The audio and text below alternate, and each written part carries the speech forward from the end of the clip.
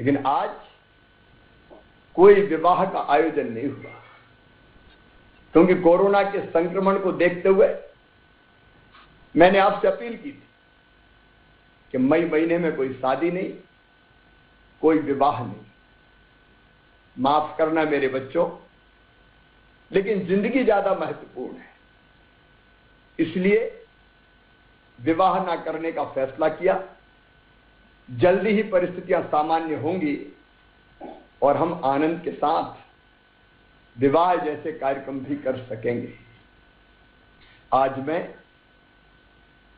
उनको भी याद करना चाहता हूं, उनके चरणों में श्रद्धा के सुमन अर्पित करना चाहता हूं, जो कोरोना संक्रमण के कारण हमसे बिछुड़ गए, हमें छोड़ के चले गए। इस महामारी ने हमसे कई अपनों को छीना है। हमारे सांसद गए, हमारे विधायक साथी गए, पत्रकार मित्र गए, सामाजिक कार्यकर्ता गए, अनेकों अपने बिछुड़े हैं। कोरोना वॉरियर्स को भी कई को हमने खोया है। जब ये सोचते हैं तो मन व्यथित होता है, पीड़ा से भर जाता है। पीड़ा गहरी है, दर्द बड़ा है, लेकिन इस दर्द को सहते हुए भी हमें आगे बढ़ना पड़ेगा। हमने देखा ऐसे बच्चे भी हैं जिनके सिर से अपने माता पिता का साया उठ गया। ऐसे बुजुर्ग भी हैं जिनने अपने बुढ़ापे की लाठी के सहारे खो दिए। लेकिन आज मैं कहना चाहता हूं, जिम्मेदारी से कहना चाहता हूं, कोई बच्चा अपने आप को अनाथ ना समझे।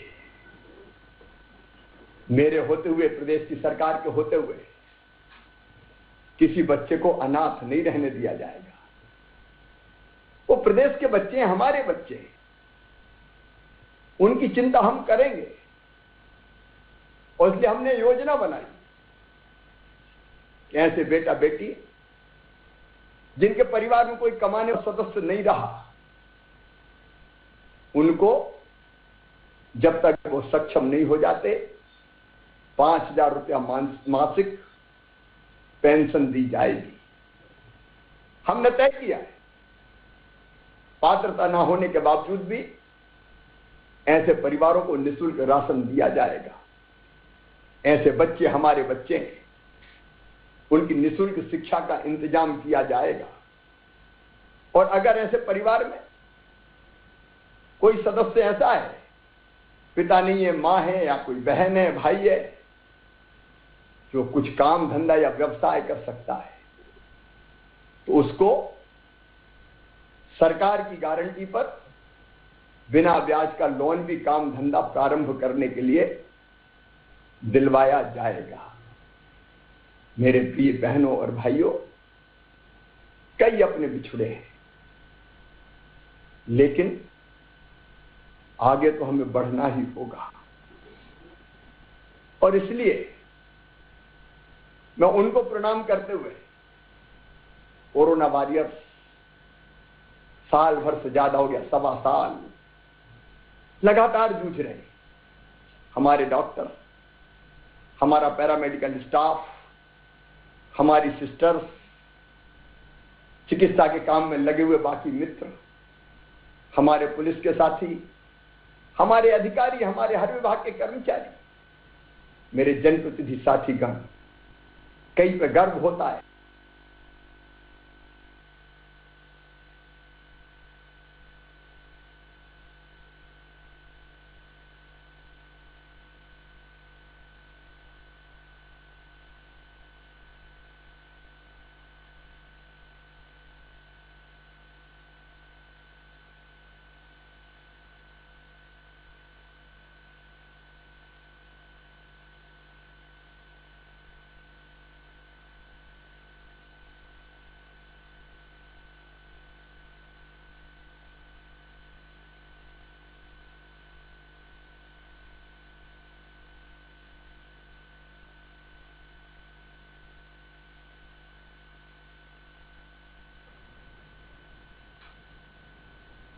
जिला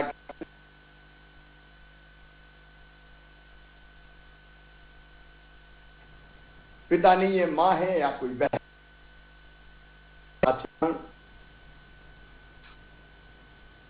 जिला क्राइसिस मैनेजमेंट ग्रुप के हमारे सभी साथी, हर एक स्तर पर काम करने वाले मेरे भाई बहन, शुभकामनाएं देता हूं, बधाई देता हूं और मध्य प्रदेश और देश की जनता की जिंदगी में आए और कोरोना संक्रमण को हमारे पुलिस के साथी, हमारे अधिकारी, हमारे हर विभाग के कर्मचारी तक ये संक्रमण की दर पहुंच गई थी।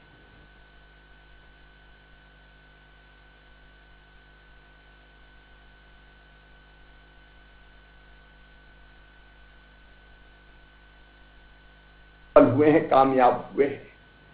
कभी 24% तक ये संक्रमण की दर पहुंच गई थी। अब 24% से घटते घटते अगर कल की हम संक्रमण की दर देखें, ये 11.8% हो गई है।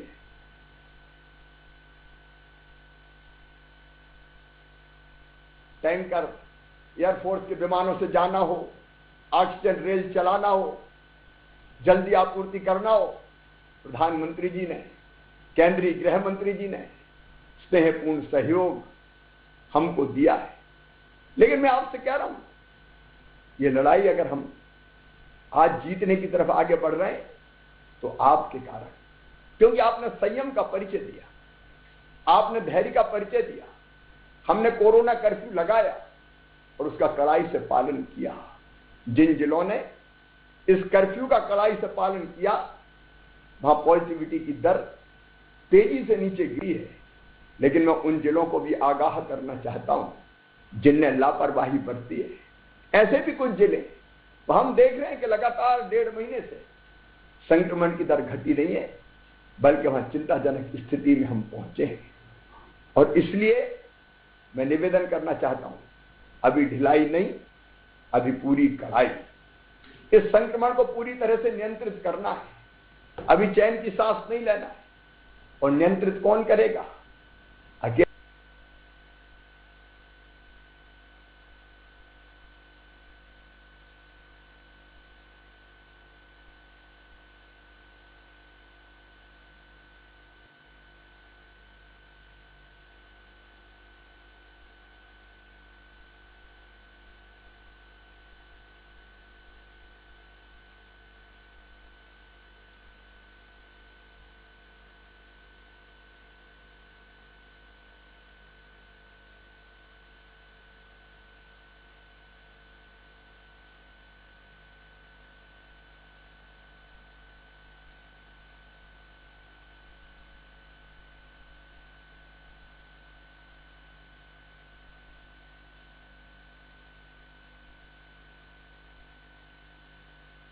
परिचय दिया, आपने धैर्य का परिचय दिया।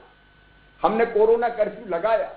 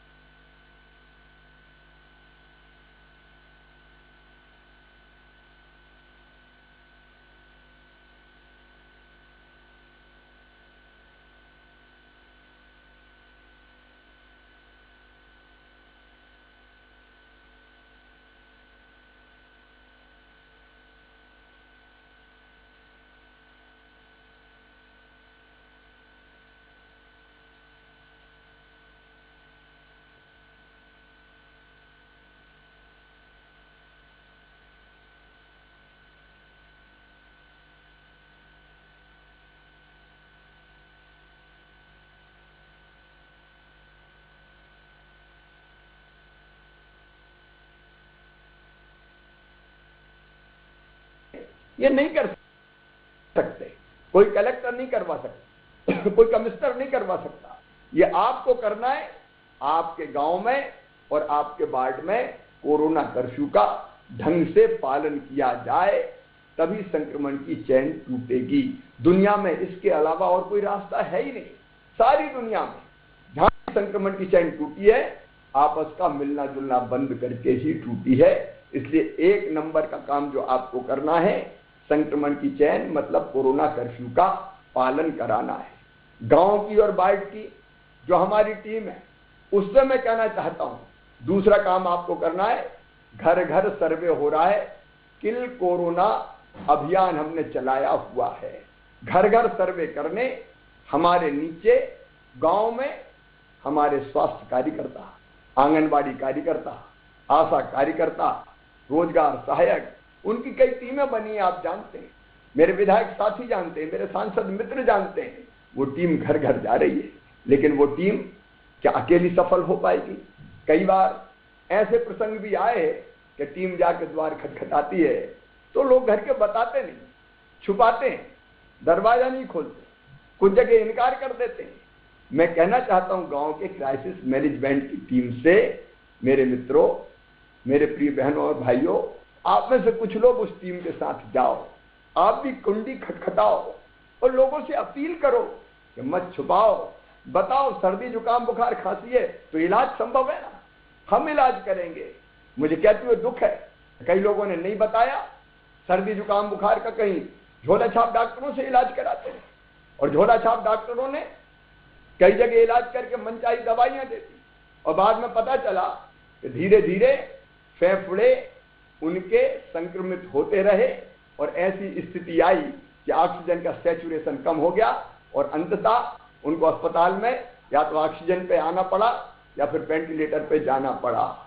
मैं प्रार्थना करता हूं गांव के क्राइसिस मैनेजमेंट ग्रुप की टीम से, कोई गांव में नीम हकीम से इलाज न करवाए, ऐसे झोला छाप डॉक्टर से इलाज न करवाए।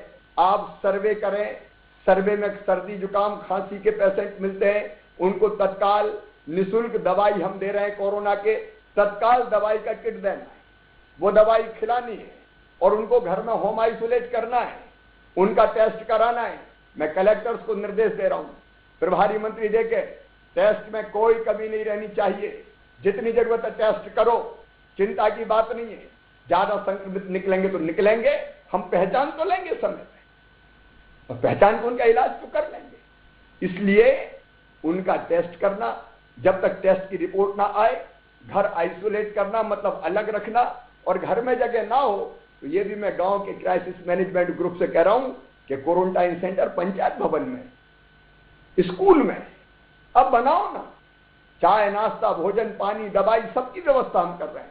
उसके लिए मैं आपको वचन देता हूं, हम धन की कोई कमी नहीं आने देंगे। और अगर लगता है कि तबीयत थोड़ी और ज्यादा खराब है तो कोविड केयर सेंटर, आज 350 के आसपास कोविड केयर सेंटर खुले हुए हैं। आज मैंने समीक्षा की 25% भरे हुए हैं, बाकी बेड खाली है। तो हमने कहा के लिए ये कोविड केयर सेंटर बना है, आप वहां ले जाओ ना, या तो घर में ठीक से होम आइसोलेशन, इसकी व्यवस्था कौन देखेगा? क्या अकेला मैं देख सकता हूं? आपको देखना है गांव के क्राइसिस मैनेजमेंट ग्रुप को। होम आइसोलेशन में उसकी पूछताछ फोन से की जाती 2 बार, वो पूछताछ ठीक से हो रही कि नहीं हो रही, कोई दिक्कत तो नहीं है, आप भी चेक करते रहिए। होम आइसोलेशन से अस्पताल जाने वाले मरीजों की संख्या 0.7% है, बाकी घर पे ही ठीक हो जाते हैं। लेकिन मैं गांव में और वार्ड में अपने क्राइसिस मैनेजमेंट ग्रुप से प्रार्थना कर रहा हूं कि होम आइसोलेशन वालों की देखरेख बाहर से कर लो, फोन से कर लो, उनकी चिंता कर लो, उनको ढाढ़स दो, उनको साहस बढ़ाओ। योग से निरोग कार्यक्रम हमने शुरू किया है, जिसमें कई जगह, सबकी बात नहीं कर रहा है, योग प्रशिक्षक उनको प्राणायाम और आसन की भी सिखाने का काम ऑनलाइन करते हैं। अगर वहां चिंता हो गई वो ठीक हो जाएंगे मित्रों। वहां अगर लगता है कि कोविड केयर सेंटर में ले जाना है, वहां हम उनको ले जाएं। कोविड केयर सेंटर में भी दवाई, उपचार, भोजन इत्यादि की ठीक व्यवस्था है, और अगर वहां से जरूरत पड़ेगी तो वहां एम्बुलेंस है, वहां से हम अस्पताल ले जाएंगे, भगवान करे वैसी नौबत ना आ पाए। लेकिन दूसरा काम जो आपको करना है, जिसके लिए आज मैंने आपको कष्ट दिया है, गांव के क्राइसिस मैनेजमेंट ग्रुप को कि सर्वे ठीक से करवा के हम संक्रमितों की पहचान कर लें और उनका प्रॉपर इलाज हम शुरू करवा दें, ताकि उनको स्वस्थ भी कर सकें और उनकी जान भी हम बचा सकें। आपको इसके साथ एक काम और करना है। गांव का क्राइसिस मैनेजमेंट ग्रुप ही ये काम कर सकता है कि आपके गांव में राशन, शहर में भी राशन की दुकान पर मैं कह रहा हूं, बाढ़ के क्राइसिस मैनेजमेंट ग्रुप से फ्री में निःशुल्क राशन देने की व्यवस्था माननीय प्रधानमंत्री जी ने 2 महीने की और हमने 3 महीने की व्यवस्था की है। अब एक व्यक्ति के पास 1 महीने में कम से कम 10 किलो राशन जाना है। ये राशन ठीक से मिल जाए, इसकी मॉनिटरिंग भी बाढ़ के क्राइसिस मैनेजमेंट ग्रुप को और गांव के क्राइसिस मैनेजमेंट ग्रुप को करना है। लेकिन मिले भी ऐसे कि भीड़ न लगे, लाइन न लगे, नहीं तो पता चला कि राशन के चक्कर में ही संक्रमित हो जाए। और इसलिए आप राशन की दुकान पर व्यवस्था बनवाएं। सारे कलेक्टर सुन रहे हैं, प्रभारी मंत्री जी निर्देश देंगे। ये जैसा क्राइसिस मैनेजमेंट ग्रुप तय करे उसके हिसाब से राशन के वितरण की व्यवस्था होनी चाहिए, जिससे भीड़ भी ना लगे, संक्रमण भी ना फैले और पर्याप्त मात्रा में राशन की व्यवस्था हो जाए। ये काम भी अभी क्राइसिस मैनेजमेंट ग्रुप को ही देखना है। इनके अतिरिक्त अगर गांव में संक्रमण है तो उस घर को आपको अलग थलग करना है, ताकि उस घर के लोग घूम के बाकी गांव में ना फैलाएं, प्यार से समझा बुझा के, और वो भी मानेंगे और परिवार के अन्य सदस्य साथ ना रहे। हम 2-4-5 दिन में उस घर को कंटेन करके उसको भी संक्रमण से मुक्त कर लेंगे। अगर मनरेगा की मजदूरी होनी है और गांव में संक्रमित अगर 5 से ज्यादा है तो आप मनरेगा की मजदूरी कृपया करके कुछ दिन के लिए रोक दीजिए। बाकी जरूरत है तो हम व्यवस्था कर देंगे। और जहां नहीं है संक्रमित हम मनरेगा की मजदूरी जारी रह सकती है। अगर 1-2 है तो आप जो मनरेगा की मजदूरी करे वो इस ढंग से करे कि एक दूसरे के पास भीड़ ना लगे, ऑक्सीमीटर वहां रहे, थर्मामीटर वहां रहे, ताकि उनको प्रॉपर तौर पे हम चेक भी कर पाए। ये काम भी आपको करना है। जहां तेंदुपत्ते की तुड़ाई होना है वो भी ध्यान रखेंगे कि ऐसा ना हो कि तेंदुपत्ते की तुड़ाई संक्रमित कर दें। ऐसी एक नहीं 10 चीजें निकल सकती है जिसका इंतजाम आपको करना है। मैं एक और उपार्जन की बात, किसानों से उपार्जन का काम चल रहा है। लगभग 100 लाख मीट्रिक टन गेहूं हम खरीद चुके हैं, भंडार भर दिए किसानों ने। लेकिन उपार्जन से जो किसान बचे हुए हैं वो भी एक साथ ना जाए, नंबर आने पे जाए और इस ढंग से जाए कि हम कम से संक्रमण को फैलने से रोक पाए। उसको भी कौन देखेगा? गांव के लोग तय करें ना कि आज इतने जाएंगे, आज ये जाएंगे, इनका नंबर ये जाएंगे, इकट्ठे ज्यादा ना जाएं। ऐसे अनेकों उपाय। और एक काम और दे रहा हूं अभी आपको, जिसको ऊपर से विधायक मॉनिटर करेंगे, सांसद मॉनिटर करेंगे कि पेयजल की समस्या अगर कहीं हो तो आप तत्काल ब्लॉक के क्राइसिस मैनेजमेंट ग्रुप को बताइए। वहां विधायक जी हैं, विधायक जी के साथ साथ सीओ जनपद पंचायत है, एसडीएम है, बाकी सांसद प्रतिनिधि या सांसद जी हैं। ये लोग तत्काल व्यवस्था करेंगे। मैं यहां से कलेक्टर्स इत्यादि को सारे निर्देश दे रहा हूं ताकि पीने के पानी का इंतजाम ठीक से हो जाए और इन परिस्थितियों में जनता को कोई दिक्कत और परेशानी ना हो। ये छोटे काम लेकिन बहुत महत्वपूर्ण है। ये क्राइसिस मैनेजमेंट ग्रुप को करना है। आज एक फैसला और मैं कर रहा हूं कि क्राइसिस मैनेजमेंट ग्रुप की टीम से एक स्वास्थ्य समिति भी हम बना देंगे। ये स्वास्थ्य समिति, इसमें 3 जनता के प्रतिनिधि रहेंगे और 2 शासकीय रहेंगे और चौकीदार को हम ये जवाबदारी दे रहे हैं कि गांव में सर्दी जुकाम बुखार है वो तत्काल सूचित करे। ये सूचना देने का काम बरसों से हमारे चौकीदार साथी करते रहे हैं ताकि वहां टीम भेज के सर्वे करवाया जा सके। ये स्वास्थ्य समिति स्वास्थ्य की चिंता करे, चौकीदार सूचना देने का काम करे। और इस समिति में क्राइसिस मैनेजमेंट की आज मैं गांव के पटेल को, मुकद्दम को, तड़वी को, जो बहुत महत्वपूर्ण भूमिका का निर्वाह गांव में करते हैं, उनको भी जोड़ने का निर्देश दे रहा हूं। यह हो गया गांव का क्राइसिस मैनेजमेंट ग्रुप का काम। बाढ़ के क्राइसिस मैनेजमेंट ग्रुप को घर घर सर्वे नहीं हो रहा शहर में, नगर पंचायत में तो हो रहा है, नगर पालिका नगर निगम में घर घर सर्वे नहीं हो रहा। वहां कोविड सहायता केंद्र खोले हैं, फीवर क्लिनिक खोले हैं। सर्दी जुकाम बुखार है, आप गाड़ी घुमाइए, अपील कीजिए कि किसी को जरूरत है नगर निगम नगर पालिका गाड़ियां घुमाएं, आपके गाइडेंस पे घुमाएं और वो ये बताएं कि कोविड केयर सेंटर पर अगर सर्दी जुकाम बुखार है तो तत्काल आएं, वहां टेस्ट भी हो जाएगा, दवाइयों का वितरण भी हो जाएगा। बाकी होम आइसोलेशन इत्यादि की व्यवस्था जैसे गांव में मैंने बताई है वैसे ही वार्ड की क्राइसिस मैनेजमेंट समिति को करना है। ब्लॉक की क्राइसिस मैनेजमेंट कमेटी का काम है विधायक की लीडरशिप में अपनी बाकी टीम के साथ पूरे ब्लॉक में कोरोना कर्फ्यू का ठीक ढंग से पालन हो। हमारी क्राइसिस मैनेजमेंट कमेटी ब्लॉक की देखेगी कि ब्लॉक में कौन से गांव हैं जहां संक्रमण फैला है, उन गांवों में माइक्रो कंटेनमेंट एरिया बनाना, वहां दवाई इत्यादि का बेहतर इंतजाम करना। जो हमारा ब्लॉक का चिकित्सालय है, चाहे वो सामुदायिक स्वास्थ्य केंद्र हो, चाहे वो प्राथमिक स्वास्थ्य केंद्र हो, उसकी व्यवस्थाएं देखना। कोविड केयर सेंटर की सारी व्यवस्थाओं का निरीक्षण करके उनको सुचारू बनाए रखने के काम में पूरी तरह से गाइड करना, मार्गदर्शन करना, ताकि वहां ठीक व्यवस्थाएं बनी रहे और दवाइयों से लेके बाकी सारी व्यवस्थाएं गांव में ठीक बनी रहे, इसकी भी मॉनिटरिंग हमारे ब्लॉक के क्राइसिस मैनेजमेंट ग्रुप को करना है। पीने का पानी से लेके मनरेगा की मजदूरी तक, राशन ठीक से गांव तक पहुंचा के लिए, गांव में पहुंच जाए तो गांव में गांव की क्राइसिस मैनेजमेंट कमेटी देखेगी, उसका इंतजाम भी ब्लॉक की हमारी क्राइसिस मैनेजमेंट कमेटी को करना है। और कुल मिला के ब्लॉक में संक्रमण को खत्म करने के लिए जो आवश्यक उपाय है वो ब्लॉक की क्राइसिस मैनेजमेंट कमेटी को करना है। जिले की क्राइसिस मैनेजमेंट कमेटी का काम है कि वो पूरे जिले में कोरोना कर्फ्यू लागू करे और उसके साथ साथ ये सारी व्यवस्था, आपको जिला अस्पताल की व्यवस्थाएं देखना है, मेडिकल कॉलेज है तो कमिश्नर के साथ मिलके वहां की व्यवस्थाएं देखना है, आपको जिले में ऑक्सीजन की आपूर्ति के मामले का निरीक्षण करते रहना है ताकि कहीं कोई कमी ना हो, दवाई, उपकरण, कोविड केयर सेंटर ये सब ठीक ढंग से संचालित हो, इसका आपको इंतजाम करना है।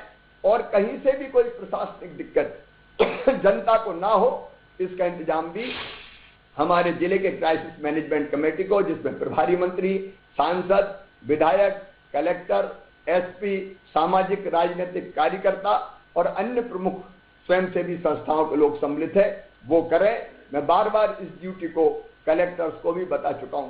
कलेक्टर्स को मैं साफ कह रहा हूं कि भाई देखो, किसी भी कीमत पर जनप्रतिनिधियों के साथ मिलके इस संक्रमण की चैन को तोड़ के अपने जिले में कोविड को नियंत्रित करके दिखाना है। मैं पहले भी कह चुका हूं कि जहां लापरवाही हुई वहां दिक्कत हुई और जहां चुस्ती से काम हुआ वह संक्रमण की दर 5% के नीचे भी चली गई है। इसलिए जिले की टीम इस पर विशेष रूप से ध्यान देगी। एक काम और आप जिले में देखेंगे, मैंने दवाई की आपूर्ति की बात कही है, एक बात और कही है, कालाबाजारी किसी भी कीमत पर ना हो। कालाबाजारी के खिलाफ बिल्कुल सख्त रहना है। पुलिस के साथी सुन रहे हैं, अभी 80 से ज्यादा रास्ता हम कर चुके हैं, कई लोगों को हम जेल भिजवा चुके हैं। ऐसे बेईमानों को, धन पशुओं को, नर पिशाचों को जो नकली रेमडेसिविर इंजेक्शन बेच दें, इनको किसी भी कीमत पर नहीं छोड़ना है। ये तो हत्या से भी भयानक अपराध है और इसलिए इस पर भी नजर रखना है। हमने ये भी तय किया है, ये आपका काम है जिले की क्राइसिस मैनेजमेंट कमेटी का, कि जो तय दरें हैं उससे ज्यादा कोई अस्पताल जनता से पैसा वसूल ना करे। हमने यहाँ कमेटी बनाई और जनता को भी कहा कि आप शिकायत कीजिए, शिकायत के बाद कार्रवाइयां होती है। और आपने देखा कि लाखों रुपया अलग अलग शहरों में उन अस्पतालों से हमने वापस करवाया है। एक तरफ प्राइवेट ऐसे अस्पताल है जो बहुत सेवा के भाव से काम कर रहे हैं, दूसरी तरफ ऐसे भी लोग हैं जिनने दिक्कत देने की कोशिश की है, जो सेवा के भाव से काम कर रहे हैं उनको हम प्रणाम करते हैं, लेकिन जिन्होंने गड़बड़ की है उनको हम छोड़ेंगे नहीं, वो ये समझ ले। अब जिले के क्राइसिस मैनेजमेंट ग्रुप को एक काम और करना है, जिले में अगर कोई बच्चा या बच्चे अनाथ हो गए हों तो उनकी सूची तैयार करना है, ताकि इस योजना जो हमने बनाई है उसका लाभ मैं तत्काल लेना चाहता हूं, देर नहीं करना चाहता, तो इसको भी आप चिन्हित कर लें। और दूसरा जो महत्वपूर्ण काम आपको करना है वो काम है निःशुल्क इलाज की व्यवस्था। मैं एक बार निवेदन करना चाहता हूं, निःशुल्क इलाज की हमारी 3 तरह की व्यवस्थाएं हैं। नंबर 1, सरकारी अस्पतालों में बिल्कुल निःशुल्क इलाज किया जाता है। नंबर 2, कोविड के लिए जो अनुबंधित अस्पताल है, मतलब प्राइवेट अस्पताल को पैसा हम देते हैं और हम कहते हैं मरीजों का इलाज आप करो, ऐसे अस्पताल बड़े शहरों में हमने चिन्हित कर रखे हैं। उन अस्पतालों की आपको जानकारी है।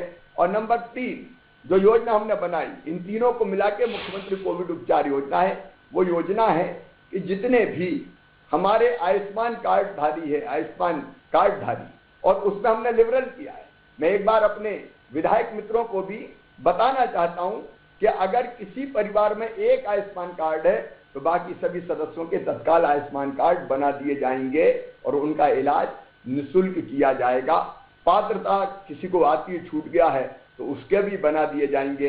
अपनी कोशिश ये है मित्रों कि संकट के समय गरीबों का, मध्यम वर्गीय, निम्न मध्यम वर्गीय बहनों और भाइयों का इलाज हम निःशुल्क करवा पाएं। और मुझे खुशी है कि केवल, मुझे संख्या भी एकदम ध्यान नहीं आ रही, कोई 80-83 अस्पताल प्राइवेट ऐसे बचे हैं जो अभी इस योजना में सम्मिलित नहीं हुए। बाकी सारे अस्पतालों ने, क्योंकि हमने अच्छा पैकेज दिया है, 5,000 रुपया पर डे, 7,000 रुपया पर डे, अलग अलग तरह के जो पलंग है उनके लिए, और एकदम जो आइसोलेशन बेड है उनके लिए अलग है। वो रेट मैं नहीं बता रहा, वो लिखा हुआ आपको मिल जाएगा, लेकिन ये पैकेज अस्पतालों को दे रहे हैं। और इसलिए इस पैकेज के अंतर्गत बाकी का इलाज भी आपको निःशुल्क करवाना है। उसकी देखरेख भी जिले के क्राइसिस मैनेजमेंट कमेटी को करना है, ताकि बिना बाधा के उनका इलाज निःशुल्क और ठीक ढंग से हो सके। इसकी चिंता भी आप निश्चित तौर पर कीजिए। हमने ये भी तय किया है कि ब्लैक फंगस, ये अभी चारों तरफ आपने देखा होगा इसकी चर्चा हो रही है, और ऐसे पेशेंट जो कोविड से ठीक हो गए हैं उनको इस समस्या का सामना करना पड़ रहा है। मित्रों, एक बार ठीक होकर कोविड से चले गए तो बाद में पोस्ट कोविड जिस तरह के इफेक्ट हो रहे हैं वो भी परेशान करने वाले हैं। और इसलिए ऐसे भाई बहनों का इलाज भी हम निःशुल्क करेंगे। इंजेक्शन जो दूसरा आता है एंटी फंगल इंजेक्शन, उसकी उपलब्धता में अभी दिक्कत आ रही है। कलेक्टर एसपी इस पे भी ध्यान दें, इसकी कालाबाजारी ना हो। हम संपर्क कर रहे हैं कंपनियों से और कोशिश कर रहे हैं कि वो इंजेक्शन भी आ जाए, लेकिन इस बीमारी का इलाज भी हम निःशुल्क करेंगे। एक चीज और आज हमने तय की है कि हमारे जो कोविड केयर सेंटर हैं इनको पोस्ट कोविड केयर सेंटर भी बना दिया जाएगा। अगर घर पे ठीक होने के बाद थोड़ी दिक्कत पेशेंट को हो रही है तो वो कोविड केयर सेंटर पे आ जाए, डॉक्टर उसकी देखरेख करेंगे, और अगर जरूरत पड़ेगी तो उसको इलाज के लिए उचित अस्पताल में भेजने का इंतजाम करेंगे। इस पीड़ा से भी हमें अपने बहनों और भाइयों को बचाना है। नर्स जो अस्पताल है उनमें इलाज की पर्याप्त व्यवस्थाएं हो जाएं, इसलिए हमने तय किया है कि 1 महीने के अंदर 800 डॉक्टर, 800 नर्स और 800 टेक्नीशियंस की भर्ती हम युद्ध स्तर पर करेंगे, ताकि स्टाफ की कोई दिक्कत ना आए। सारे अस्पतालों में इलाज की बेहतर व्यवस्था के लिए अभी हमने आकलन किया है, पूरे मध्य प्रदेश में 5,000 ऑक्सीजन बिस्तर अभी बढ़ाए जा रहे हैं। ये नहीं है कि केस कम हो रहे हैं तो हम ऑक्सीजन बिस्तर कम कर दें, हम बढ़ाते रहेंगे ताकि भविष्य की किसी भी चुनौती का हम मुकाबला कर सकें। 5,000 ऑक्सीजन बिस्तर के साथ साथ 1,000 एचडीयू और आईसीयू बेड बढ़ाने का भी हमने फैसला किया है, और बच्चों के लिए भी 500 बिस्तर हम आरक्षित करके रखेंगे। अलग अलग जगह जहां संभव है बच्चों का वार्ड बनाने के भी मैंने निर्देश दिए हैं, ताकि कोई चुनौती अगर भविष्य में आए तो उसकी भी हम ठीक ढंग से व्यवस्था कर सकें। एक चीज और है जो हमको करना पड़ेगी मिलके, अस्पतालों में वार्ड का माहौल ठीक होना चाहिए, क्योंकि चारों तरफ पेशेंट ही पेशेंट रहते हैं, एक का दर्द दूसरा देखता है तो कई बार मानसिक अवसाद में आ जाता है, और वैसी स्थिति में उसको ठीक होने में और दिक्कत होती है। तो उस अस्पताल के वार्डों का भी हम ठीक प्रबंधन कर सकें, ये सुझाव मेरे पास कई जगह से आए हैं। इसलिए अतिरिक्त लोगों की भर्ती के साथ साथ मैं एक भावपूर्ण अपील करना चाहता हूं, वो मित्र जो कोविड से ठीक हो गए, जिनकी एंटीबॉडी बन गई है, क्या वो कोरोना वॉरियर्स बन सकते हैं? क्या अपनी सेवाएं कुछ निश्चित सीमा तक, कुछ निश्चित मर्यादाओं में वो कोविड के पेशेंट्स के लिए दे सकते हैं? अगर ऐसे कुछ साथी निकलते हैं तो मैं उन्हें आमंत्रित करता हूं कि वो अपने नाम भेजे, रजिस्ट्रेशन कोरोना वॉलंटियर्स के नाते करवाएं। हम उनकी ड्यूटी भी लगाने का प्रयास कर सकेंगे, ताकि हमारे बाकी जो पेशेंट्स हैं उनका इलाज हम सुनिश्चित कर सकें। हमारे जो कोरोना वॉरियर्स काम कर रहे हैं, डॉक्टर्स, नर्स, पैरामेडिकल स्टाफ, उनको बाद में सम्मान करने का और एक मुश्त सम्मान निधि देने की भी एक योजना मैं बना रहा हूं। आज हमने तय किया कि हमारे पत्रकार मित्र जो फ्रंटलाइन वर्कर की तरह है, जो जनता तक जानकारियां पहुंचाने का काम करते हैं, और उसमें केवल अधिमान्यता प्राप्त पत्रकार नहीं, उनके अलावा भी पत्रकार, ये वीडियोग्राफी करने वाले, ये फोटो खींचने वाले, जो दिनों रात दौड़ते रहते हैं, चाहे वो प्रिंट मीडिया के, इलेक्ट्रॉनिक मीडिया के हों या डिजिटल मीडिया के हों, उनका इलाज भी निःशुल्क किया जाएगा। कर्मचारी बहनों और भाइयों, आपकी भी मैं चिंता कर रहा हूं, क्योंकि फ्रंटलाइन वर्कर में हमारे कई कर्मचारी अलग अलग विभागों के काम कर रहे हैं। अलग अलग योजना बनाने के बजाय उनके लिए एक योजना बनाने का मैंने फैसला किया है, वो जल्दी हम सामने लेके आएंगे। और किसान भाइयों, अभी आपको जो ऋण चुकाना था 0% ब्याज पर, उस ऋण की अंतिम तिथि 31 मई हमने की थी। अब 30 जून तक भी वो 0% ब्याज पर अपने ऋण की अदायगी कर पाएंगे। ये फैसला भी हमने किसानों के हित में लिया है। उपार्जन जारी रहेगा, हम किसानों का पूरा उत्पाद खरीदेंगे। हमारे जो छोटे छोटे व्यवसायी भाई और बहन हैं, स्ट्रीट वेंडर जिनको हमने कहा है, उनके खाते में शहरी स्ट्रीट वेंडर के 1-1 हजार रुपया भी हमने डाला है। ग्रामीण स्ट्रीट वेंडर के खाते में भी जल्दी 1-1 हजार रुपया हम डालने वाले हैं। और जरूरत अगर पड़ी तो स्ट्रीट वेंडर जो छोटे छोटे दुकानदार हैं, उनके खाते में और राशि हम डालने का काम करेंगे। मेरे बच्चे जो 10th के बोर्ड का एग्जाम देने वाले थे, उनकी 10वीं की परीक्षा अब नहीं होगी। मूल्यांकन के आधार पर ही उनको मार्कशीट दे दी जाएगी। और बाद में अगर भविष्य में कोई ये चाहेगा कि मुझे 10वीं की परीक्षा में कोई अच्छे अंक लाना है, तो बाद में कभी परीक्षा दे सकेंगे। 12वीं की परीक्षा जो बोर्ड की परीक्षा होती है, बच्चों के कैरियर के लिए जो महत्वपूर्ण होती है, वो 12वीं की परीक्षा भी अब हमने स्थगित कर दी है। बाद में जब परिस्थितियां सामान्य होगी, क्योंकि परीक्षा से महत्वपूर्ण मेरे बच्चों की जिंदगी मेरे लिए है, जब परिस्थितियां सामान्य होगी तो उन सामान्य परिस्थितियों में 20 दिन का समय देके ये परीक्षाएं आयोजित कर ली जाएगी, ताकि हमारे बच्चे सुरक्षित रह सकें। महिला सेल्फ हेल्प ग्रुप जो बहुत अद्भुत काम करता है, उनके भी हम साथ खड़े हैं। उनको अनेक कामों से हमने जोड़ा है, लेकिन अब जन जागरण अभियान के लिए महिला सेल्फ हेल्प ग्रुप का पूरी तरह से उपयोग हम करेंगे। मैं विधायक मित्रों से कहना चाहता हूं कि कुछ जागरण रथ हम बनाएंगे जो जन जागरण का काम करे। और जन जागरण में चाहे वो इलाज का मामला हो, संक्रमण फैलने से रोकने का मामला हो, कोरोना कर्फ्यू के पालन का मामला हो, उनका सबके बारे में वो अपील करेंगे। ऐसी योजना भी हम बना रहे हैं ताकि हम जनता को ढंग से एजुकेट कर सकें। और कुछ लोग वैक्सीन के बारे में भ्रम फैलाने का काम कर रहे हैं, उस भ्रम को भी दूर करने का हमको पूरा प्रयास करना होगा। वैक्सीनेशन के मामले में मैं अलग से किसी दिन जनता के बीच में चर्चा करूंगा। इतना मैं आज जरूर बताना चाहता हूं कि हमने अपने 18 साल से ऊपर के बच्चों के वैक्सीनेशन के लिए 5,29,00,000 डोज का ऑर्डर दिया है। कंपनियां एक सीमा तक डोजेज की पूर्ति अभी कर पा रही है, लेकिन इस महीने अभी हमें 10 लाख डोज और इन बच्चों के लिए मिलेंगे। 45 प्लस के लिए अलग से डोज है, तो उसकी पूरी रणनीति पर मैं अलग से चर्चा करूंगा। लेकिन कम से कम उसके मामले में कोई भ्रम ना रहे, इसकी कोशिश हमको निश्चित तौर पर करनी पड़ेगी। मित्रों, अनेकों काम है जो हमें करने हैं। एक मैं कहना चाहता हूं, आज अभी ऐसी स्थिति नहीं है कि हम ये कह सके कि संक्रमण को हमने पूरी तरह से काबू में कर लिया है। अभी हमारे यहाँ साप्ताहिक संक्रमण की दर मैंने 14% के आसपास बताई थी और कल की 11.8%। और इसलिए आज वो समय नहीं आया है कि हम कोरोना कर्फ्यू में कोई ढील दें। जिला क्राइसिस मैनेजमेंट कमेटी से मैं ये आग्रह करना चाहता हूं कि अपने यहाँ की परिस्थितियां देखें, पॉजिटिविटी देखें और फिर वो इस कोरोना कर्फ्यू को आगे बढ़ाने का फैसला ले लें। ये उनको अभी लेना ही होगा, नहीं पूरे किए किराए पर हमारा पानी फिर जाएगा। अगर एकदम हमने कुछ ओपन किया तो फिर ऐसी परिस्थिति बन जाएगी कि संक्रमण फिर बढ़ जाएगा। लेकिन जिन जिलों में संक्रमण की दर बहुत नीचे चली गई है, वो अपने क्राइसिस मैनेजमेंट ग्रुप की बैठक करें और प्रदेश से चर्चा करके आगे भविष्य में कब खोलना है और खोलना भी है तो वैज्ञानिक तरीके से खोलना है, एक साथ नहीं खोलना है। उसके बारे में प्रदेश से चर्चा करके वो फैसला करेंगे। मैं एक आग्रह और करना चाहता हूं कि देखिए, कोरोना वायरस, ये जो वायरस है, ये वायरस तो अभी रहने वाला है। दुनिया में जब जब महामारी आई, 100 साल में एक बार आती, लोग बताते हैं इतिहास को, तो वो 3-4 साल तक कम से कम रहती है।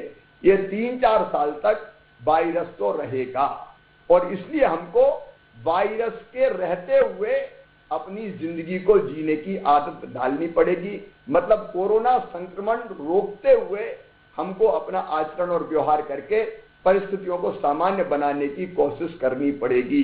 अगर एकदम हम निकले, भीड़ भाड़ निकली, तो फिर आप मानिए कि संक्रमण फिर से हमें दबोच लेगा, और कितना नुकसान होता है ये हम अपनी आंखों से देख चुके हैं। और इसलिए मैं निवेदन करना चाहता हूं, क्राइसिस मैनेजमेंट ग्रुप को, लोगों को एजुकेट करने का काम करना पड़ेगा। गांव के लोगों को भी और शहर के भाई बहनों को भी, सबको समझना पड़ेगा कि कोरोना संक्रमण रोकने के अनुरूप व्यवहार करते हुए हमें जीने की आदत डालनी पड़ेगी। मतलब अब कुछ समय तक भव्य और बड़े आयोजन नहीं होंगे, भीड़ भरी शादियां नहीं होगी, अलग अलग तरह के कार्यक्रम जिनमें भीड़ इकट्ठी होती है वो प्रतिबंधित अभी लंबे समय तक रहेंगे। मास्क लगाना, दूरी बना के रखना, परिस्थिति सामान्य होने के बाद भी, और बार बार हाथ धोते रहना, इसको अपने दिनचर्या का अंग बनाना पड़ेगा। एक अपील और मैं अपने प्रदेश के बहनों और भाइयों से करना चाहता हूं, देखिए, हम अपनी जीवन शैली बदलें, और जीवन शैली बदलने का अर्थ यह है कि जो योग या व्यायाम कर सकते हैं जरूर करें। मैं तो सबसे अपील करूंगा, जरूर करें, ये शरीर को स्वस्थ रखेगा। शरीर की रोग प्रतिरोधक क्षमता बढ़ानी पड़ेगी, एक बढ़ेगी टीकाकरण से और दूसरी बढ़ेगी अपने आचरण से। इसलिए योग, व्यायाम, प्राणायाम उचित शिक्षक से सीख लीजिए, उसको अपने जीवन का अंग बना लीजिए। सूरज के संपर्क में रहना भी सीखिए, वो पावर हाउस है हमारा, और सूरज की धूप भी नई ऊर्जा और ताकत हमको प्रदान करती है। और भोजन में भी मेरा निवेदन है, क्योंकि मैं आपके परिवार का सदस्य हूं, हमारे प्राचीन ऋषियों ने कहा है भोजन कैसा करना चाहिए, तो उन्होंने कहा हितभुक, मितभुक, ऋतभुक। हितभुक मतलब शरीर के लिए जो हितकारी हो आप वही खाओ, मितभुक का मतलब भूख से थोड़ा कम खाओ, और ऋतभुक का मतलब ऋतु में जो चीजें, जो फल सब्जियां और बाकी चीजें पैदा होती है उनका सेवन करो। हम खाने के लिए ना जिए, अच्छा स्वास्थ्य रखने के लिए खाएं, ये मेरा आपसे निवेदन है। और एक बात और, हम ऑक्सीजन प्लांट लगा रहे हैं, 100 से ज्यादा ऑक्सीजन प्लांट पूरे मध्य प्रदेश में लग रहे हैं, युद्ध स्तर पर लगाने का हम प्रयास करेंगे। इनमें से अनेकों जून में ही प्रारंभ हो जाएंगे, ये हमारी कोशिश है, क्योंकि आगे ऐसे संकट को हम आने नहीं देंगे। उसके लिए हम दिन और रात काम कर रहे हैं। लेकिन ऑक्सीजन का सबसे बड़ा प्लांट है तो वो तो है पेड़ पौधा। मैं रोज आजकल एक पौधा बिना किसी गैप के लगाता हूं। आप अपने जीवन में पेड़ लगाने को, मतलब ऑक्सीजन प्लांट लगाने को एक आवश्यक स्थान दीजिए। हर ऐसे प्रसंग पर जब आनंद और प्रसन्नता का वातावरण परिवार में हो, पेड़ जरूर लगाएं। और अंत में फिर मैं आप सबसे एक बार फिर अपील करना चाहता हूं, मेरे मित्रों, संक्रमण की दर अभी घटी है, लेकिन खतरा अभी टला नहीं है। इस खतरे को पूरी तरह से समाप्त करने के लिए अभी लड़ाई हमको सबको मिलकर लड़नी है। अकेला मुख्यमंत्री, मंत्री, सांसद, विधायक नहीं, पूरे प्रदेश की जनता सारे मतभेद भूल के एक हो जाएं, इकट्ठे हो जाएं, और गांव से लेके राजधानी तक, वार्ड से लेके कलेक्ट्रेट तक सारी जनता, नेता, प्रशासनिक अधिकारी, कर्मचारी एकजुट होकर इस लड़ाई को मिलके लड़ें। मुझे पूरा विश्वास है कि मध्य प्रदेश को संक्रमण नियंत्रण करने की दृष्टि से एक आदर्श राज्य बनाकर ही हम चैन की सांस लेंगे। मध्य प्रदेश को पूरी तरह से संक्रमण से हम मुक्त करेंगे आपके सहयोग से। तो मेरे साथ संकल्प लीजिए कि हम मिलके इस संक्रमण को रोकने के हर उपाय को करेंगे। जनता करेगी, जनप्रतिनिधि करेंगे, प्रशासनिक अधिकारी करेंगे, और हम सब मिलके इस संक्रमण की चैन को तोड़ के प्रदेश को कोरोना से मुक्त कराएंगे। और आगे भी अपना व्यवहार ऐसा रखेंगे जिससे संक्रमण ना फैल पाए। मैं आत्मविश्वास से भरा हूं दुखी जरूर हूं इसलिए कि हमने कई अपनों को खोया है, लेकिन आगे ये नुकसान किसी भी कीमत पर नहीं होने देना है और इसलिए समर्पित भाव से मिलके हमको इस संक्रमण के खिलाफ ये लड़ाई जारी रखना है। मुझे पूरा विश्वास है हम जीतेंगे, मानवता जीतेगी और कोरोना हारेगा। अंत में परमात्मा से, भगवान से यही प्रार्थना करते हुए कि हे भगवान, हमें असदोमा सद्गमय, असत से सत की ओर, तमसोमा ज्योतिर्गमय, अंधकार से प्रकाश की ओर, और मृत्योर्मा अमृतम गमय, मृत्यु से अमृत की ओर ले चल। और यही प्रार्थना करते हुए कि सर्वे भवन्तु सुखिना, सर्वे सन्तु निरामया, सर्वे भद्राणि पश्यन्तु, मां कश्चित् दुर्भाग् भवेत्। सब सुखी हो, सब निरोग हो, सबका मंगल हो, सबका कल्याण हो। लेकिन याद रखें, ये तब होगा जब हम मिलके ऐसा प्रयास करेंगे, हम सफल हो। यही प्रार्थना है। बहुत बहुत धन्यवाद।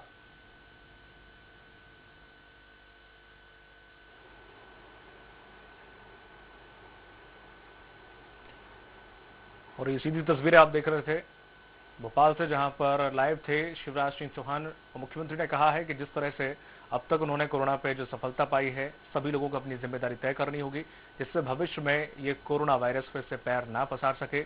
और उन्होंने सरकार की जो उपलब्धियां हैं इस कोरोना के वक्त में, जो सरकार ने नई नई योजनाएं शुरू की, नए नए अभियान चलाए हैं, उस पर किस तरह से कार्य करना है और आने वाले समय में लॉकडाउन जो खत्म हो गया, यानी अनलॉक शुरू होगा, तो वो किस प्रकार से करना है और लोगों को क्या एहतियात बरतने हैं, इसको लेकर चर्चा की।